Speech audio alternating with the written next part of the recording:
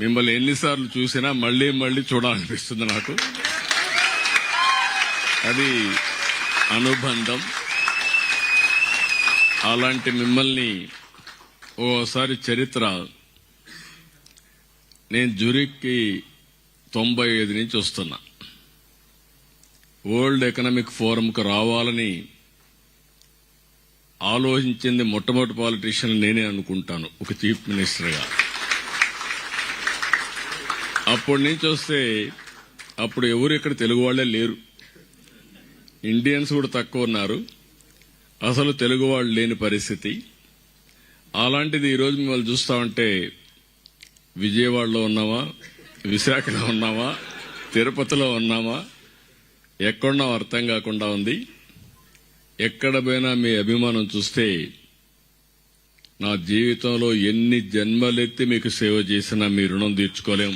అలాంటి మీ అందరికీ మనస్ఫూర్తిగా అభినందనలు. 20 దేశాల నుంచి వచ్చారు, యూకే, యునైటెడ్ కింగ్డమ్ నుంచి వచ్చారు. Germany సోదరులైతే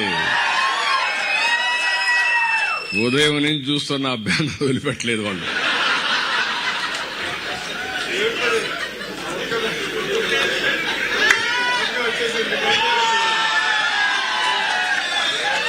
good. ఒకప్పుడు నేను ఐర్లాండ్కి వచ్చాను కానీ ఒక్కరు కనపడలా ఆ రోజు. ఈ రోజు ఐర్లాండ్ లో చూస్తే ఏ పాష్ లొకాలిటీకి పోయి గట్టిగా తెలుగులో మాట్లాడితే 1000 మంది జాయిన్ అయిపోయే పరిస్థితికి వచ్చారు, 100 మంది. ఇదే మాదిరిగా స్వీడన్, చేలు పైకెత్తండి, స్వీడన్ వాళ్ళు చేలు పైకెత్తండి. అదే మరి Netherlands, Italy, France, Switzerland, Denmark, Norway, Finland, Belgium, Africa, Poland, Spain, Malta, Latvia, Cyprus, Portugal, Luxembourg, అన్ని దేశాల్లో తెలుగు వాళ్ళు ఉన్నారంటే చాలా సంతోషం. ఇప్పుడే అడిగాను, ఎన్ఆర్టీకి ఎంతమంది మెంబర్షిప్ ఉందంటే 2 లక్షల మంది మెంబర్షిప్ కలిగిన వ్యవస్థ ఎన్ఆర్టీ అని చెప్పి కూడా నేను మీకు తెలియజేస్తున్నాను. 148 దేశాల్లో ఎన్ఆర్టీ వ్యవస్థ ఉంది. ఇప్పుడు 195 దేశాలు, 195 దేశాల్లో తెలుగు వాళ్ళు ఉన్నారు. కానీ ఎన్ఆర్టీ ఉండేది మాత్రం 148 దేశాల్లో ఉంది.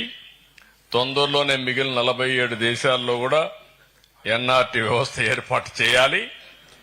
ప్రపంచం మొత్తం అన్ని దేశాల్లో ఉండే ఏకైక వ్యవస్థ ఎన్ఆర్టీగా ఉండాలని చెప్పి మరొక్కసారి విజ్ఞప్తి చేస్తున్నా. ఈరోజు మిమ్మల్ని అందరినీ చూస్తే 40 లక్షల మంది ఎన్ఆర్ఐస్ అన్ని తెలుగు వాళ్ళంతా వివిధ దేశాల్లో ఉన్నారు. అంటే ఒక 10%, ఇది ఒక 20% పెరగాలి. భారతదేశంలో మొత్తం 4 కోట్ల మంది విదేశాల్లో ఉన్నారు, ఎన్ఆర్ఐస్ ఉన్నారు. ఇవన్నీ కూడా ఓసారి 118 తెలుగు అసోసియేషన్లు ఎన్ఆర్టీతో అసోసియేట్ అయ్యారు. 400 తెలుగు అసోసియేషన్స్ ఇంకా ఉన్నాయి. అంటే అందరూ అసోసియేషన్స్ పెట్టుకుని వివిధ కార్యక్రమాలు చేస్తున్నారు. ఇప్పుడే సంక్రాంతి బ్రహ్మాండంగా ప్రైజులు కూడా ఇప్పించారు. అచ్చ తెలుగువాడు పిల్లలను చూస్తే పంచె కట్టుకొని ముచ్చటేస్తున్నాడు. అంత బాగా, అంటే మన సాంప్రదాయాలను కాపాడుకోవడానికి కోడి పందాలు తప్ప అన్ని చేశారు ఇక్కడ. అవి కూడా అలో చేయరు కాబట్టి చేయలేదు, కానీ లేకపోతే అది కూడా మీరు చేసేవాళ్ళు. అదే మా జల్లెకట్టు, కోడి పందాలు 2 లేవు ఇక్కడ. అందుకని ఇవి ఇవన్నీ చూసినప్పుడు చాలా సంతోషం. 25-30 సంవత్సరాల కంటే ముందు 95లో నేను ఒక ఆలోచన, భవిష్యత్తు ఏ విధంగా ఉండబోతుందని ఒక ఆలోచన చేశాను. నాలో ఒక చిన్న పొరపాటు ఉంటుంది, ఎప్పుడు కూడా ముందు ఆలోచిస్తా ఉంటా దూరదృష్టితో. ఆ రోజు నేను విజన్ 2020 తయారు చేశా సమైక్య ఆంధ్రప్రదేశ్కి. అందరూ నన్ను ఎగతాళి చేశారు. 420 అన్నారు, ఈయనకి ఏమీ రాదన్నారు, ఈయన చేసేదంతా వేస్ట్ అన్నారు. ఐటీ అంటే ఐటీని గురించి కూడా ఐటీ తిండి పెడుతుంది అన్నారు. కానీ ఈరోజు మిమ్మల్ని చూస్తే నా ఒక్క పబ్లిక్ పాలసీ, ఐటీని ప్రమోట్ చేయాలనుకున్న నిర్ణయం ఈరోజు ప్రపంచంలో 195 దేశాల్లో తెలుగు వాళ్ళు ఉన్నారంటే అది ఆ రోజు తీసుకున్న ఒక్క నిర్ణయం. ఇలాంటి అనేక నిర్ణయాలు చేశాం. ఎప్పుడు కూడా మీరు గుర్తుపెట్టుకోవాల్సింది, ఒక పబ్లిక్ పాలసీ ఒక డెడ్లీ కాంబినేషన్. పబ్లిక్ పాలసీ చేయడమే కాదు, దాన్ని అమలు చేయాలి, ఎగ్జిక్యూషన్ కూడా చేయాలి. ఈరోజు మీరు ఒక్కసారి చూస్తే ఇండియాకు కొన్ని అడ్వాంటేజెస్. ఒకటి, ఆర్థిక సంస్కరణలు 1991లో ప్రారంభించాం. That is the biggest advantage. అది కూడా ప్రారంభించింది మన తెలుగు బిడ్డ పివి నరసింహరావు గారు. దేశానికి ఒక దశ దిశ నిర్దేశించాం. ఆ తర్వాత మీరు చూస్తే సరే, ఇప్పుడే అందరూ మాట్లాడారు. ఈరోజు ఎన్టీ రామారావు గారు తెలుగు జాతి ఉన్నంత వరకు తెలుగు వారి గుండెల్లో శాశ్వతంగా ఉండే ఏకైక నాయకుడు ఎన్టీఆర్. నిన్నే 30వ వర్ధంతి కూడా చేసుకున్నాం. రెండో advantage, around 95 mid-90s technology advantage తీసుకున్నాం. ఫస్ట్ మూవర్ అడ్వాంటేజ్ మనం తీసుకున్నాం. మూడోది, ఈరోజు మీరందరూ గుర్తుపెట్టుకోవాలి, డెమోగ్రఫిక్ డివిడెంట్ అడ్వాంటేజ్ ఉండే ఏకైక దేశం భారతదేశం. ఈరోజు జర్మనీని చూస్తున్నా. ఒకప్పుడు జర్మనీకి ఎవరు వచ్చేవాళ్ళు కాదు, చాలా అడ్వాన్స్డ్ లో ఉండేవాళ్లు. టెక్నాలజీ అంటే జర్మనీ. ఇంకా కూడా ఎకానమీలో మీరు చూస్తే ఇప్పటికి మనం 4th లార్జెస్ట్ ఎకానమీకి వచ్చాం. మొన్నే ఇప్పుడిప్పుడే జపాన్ క్రాస్ చేశాం. తొందరలో జర్మనీని క్రాస్ చేయబోతున్నాం. 2028కి భారతదేశం 3rd లార్జెస్ట్ ఎకానమీగా ఉంటుంది. 2038కి భారతదేశం 2nd లార్జెస్ట్ ఎకానమీ అవుతుంది. 2047కి మీరు గుర్తుపెట్టుకోండి, నెంబర్ 1 ఎకానమీ కావాలనేది మనందరి ఆలోచన, ధ్యేయం. ఇది చూసినప్పుడు ఆ రోజు తీసుకున్న నిర్ణయాలు, ఈరోజు ఇంకొక పక్కన ఇండియాకు ఒక స్ట్రాంగ్ లీడర్షిప్ ఉంది, నరేంద్ర మోడీ.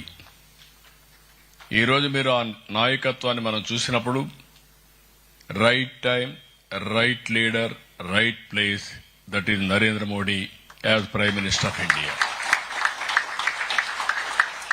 ఈ అడ్వాంటేజ్ లో ఇప్పుడే మీరు చూశారు, ఒక పక్కన లోకేష్ స్టాన్ఫోర్డ్ గ్రాడ్యుయేట్, నేను తిరుపతి యూనివర్సిటీనే. నరేంద్ర మోడీ గారు మామూలు యూనివర్సిటీనే. అదే మరి పక్కన ఒక ఆయన కూర్చున్నాడు, రామ్మోహన్ నాయుడు, ఆయన పర్డ్యూ యూనివర్సిటీ. ఇంకొక పక్క భరత్ ఉన్నాడు, ఈయన కూడా బాగా చదువుకొని ఇండస్ట్రీ పేరెంట్స్ పెడితే అక్కడి నుంచి వచ్చిన వ్యక్తి. ఈరోజు నేను చేసిన ప్రయోగం మీరు చూస్తే, తెలుగుదేశం పార్టీ శాశ్వతంగా ఉండాలి. 2047కి నెంబర్ 1 కమ్యూనిటీ ఎవరికి అనుమానం అవసరం లేదు. Indians will be number 1 globally by 2047. India will be number 1 by 2047. But Telugu community ప్రపంచంలోనే నెంబర్ 1 కమ్యూనిటీగా ఉండాలని నా ఆలోచన. ఎవరికైనా అనుమానం ఉంటే తీసేయండి మీ మైండ్లో నుంచి, ఇది సాధ్యం కాదని. ఈరోజు ఉన్నాడు రామ్మోహన్ నాయుడు, 12 ఏళ్ల నుంచి ఎంపీగా ఉన్నాడు. ఈరోజు యంగెస్ట్ కేబినెట్ మినిస్టర్, కేంద్రంలో యంగెస్ట్ కేబినెట్ మినిస్టర్ ఎవరంటే మన రామ్మోహన్ నాయుడు. అదే మరి బాగా చదువుకున్నాడు. ఛాలెంజెస్ అంటున్నాడు, ఛాలెంజెస్ కాదు, ఛాలెంజెస్ ఆపర్చునిటీస్ రెండు ఉంటాయి.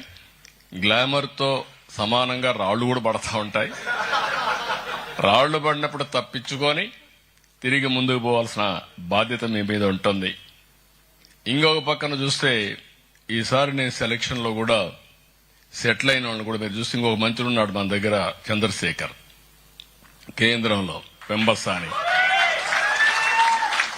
ఆయన richest parliament member in the parliament.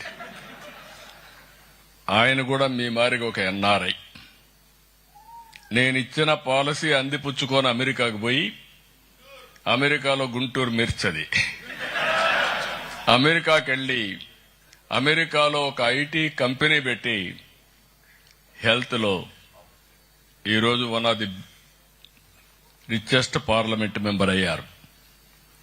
ఈరోజు మీ అందరు నేను చూస్తున్నాను, నేను ఎక్కడికక్కడ మీ అందరితో మాట్లాడుతున్నా.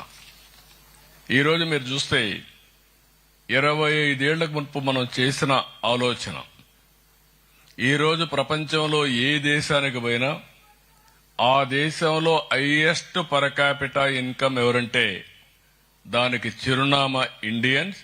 అందులో 30% తెలుగు వాళ్ళు ఉండడం నేను గర్వపడుతున్నా. హైయెస్ట్ పర్ క్యాపిటా ఇన్కమ్కి వచ్చాం. ఈరోజు రావాల్సింది మీరు వెల్తియెస్ట్ కమ్యూనిటీగా తయారు కావాలి, మోస్ట్ ఇన్ఫ్లుయెన్షియల్ కమ్యూనిటీగా తయారు కావాలని నేను ఆకాంక్షిస్తున్నా. ఇక్కడికి వచ్చినప్పుడు ఫస్ట్ ఆఫ్ ఆల్ మిమ్మల్ని అందరినీ నేను మళ్లీ ఒక అజెండా మీకు ఇవ్వబోతున్నా. ఏదో మంత్రులకే అజెండా కాదు, మీకు కూడా ఒక అజెండా ఉంటుంది. మీరు కూడా అజెండా పెట్టుకొని ముందుకు పోవాల్సిన అవసరం ఉంది. మొట్టమొదటిసారిగా మిమ్మల్ని అందరినీ మనస్ఫూర్తిగా అభినందిస్తున్నా. ఎన్నిసార్లు అభినందించినా తక్కువే అవుతుంది. మొన్న ఎన్నికల్లో ఎక్స్ట్రాడినరీ వర్క్ చేశారు. ఆ రోజు మేము రాష్ట్రం కోసం ఆలోచించాం. నేను ఆలోచించిన తర్వాత జనసేన అధినేత పవన్ కళ్యాణ్ కూడా స్వచ్ఛందంగా ముందుకొచ్చాడు. ఏమాత్రం కూడా ప్రభుత్వ వ్యతిరేక ఓటు డివైడ్ కాకూడదు, రాష్ట్రాన్ని పునర్నిర్మాణం జరగాలంటే ఇది ఒకటే మార్గం అని ముందుకొచ్చాడు. అదే సమయంలో మేము ముందు చూపుతూ ఆలోచించాం. బీజేపీ కూడా ముందుకొచ్చారు. నరేంద్ర మోడీ గారి నాయకత్వంలో బీజేపీ ముందుకొచ్చి ఎన్డీఏ కూటమి ఏర్పాటు చేశాం. ఆ రోజు మేమందరం ఒకే మాట చెప్పాం, రాష్ట్రాన్ని పునర్నిర్మాణం చేయాలి, పూర్వ వైభవం రావాలి, మళ్లా తెలుగు జాతి ముందుకు పోవాలి. దీనికి సహకరించమంటే మీరు ఎక్కడెక్కడో దేశాల నుంచి ఎవరిని అడగకుండా మీ సొంత డబ్బులు 4-5 లక్షల రూపాయలు ఖర్చులు పెట్టి అక్కడి నుంచి ఇంక మినిమం ఓన్లీ రావడానికి పోవడానికి కొంతమంది నెలలున్నారు, కొంతమంది 6 నెలలున్నారు, 3 నెలలున్నారు, 2 నెలలున్నారు, 2 ఏళ్లు ఉన్నారు, కేసులు పెట్టించుకున్నారు మాతో సమానంగా. అల్టిమేట్ గా మీ అందరి త్యాగాల ఫలితం 94% స్ట్రైక్ రేట్ తో గెలిచింది మొట్టమొదటిసారి చరిత్రలో.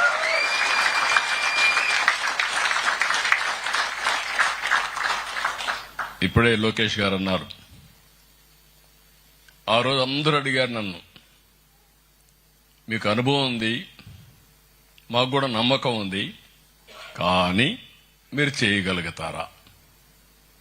ఇర్రిపేరబుల్ స్థాయిలో ఉంది. ఇది అసాధ్యమని అందరి అభిప్రాయం. మేము లోపలికి పోతే ఎంత లోతుందో నాకే తెలియదు. 4వసారి ముఖ్యమంత్రిని గాని అంత అఘాతంలోకి వెళ్లిపోయింది. వ్యవస్థలన్నీ భ్రష్టు పట్టాయి. ఇంకొక పక్క చాలా సమస్యలు. నేను ఇక్కడ ఎవరిని క్రిటిసైజ్ చేయను, నేను అక్కడనే క్రిటిసైజ్ చేస్తా. కాబట్టి అక్కడి నుంచి మీరు చూస్తే 18 నెలల్లో ఒక చరిత్ర. ఏపీ బ్రాండ్ నెంబర్ 1 బ్రాండ్గా తయారు చేశాం.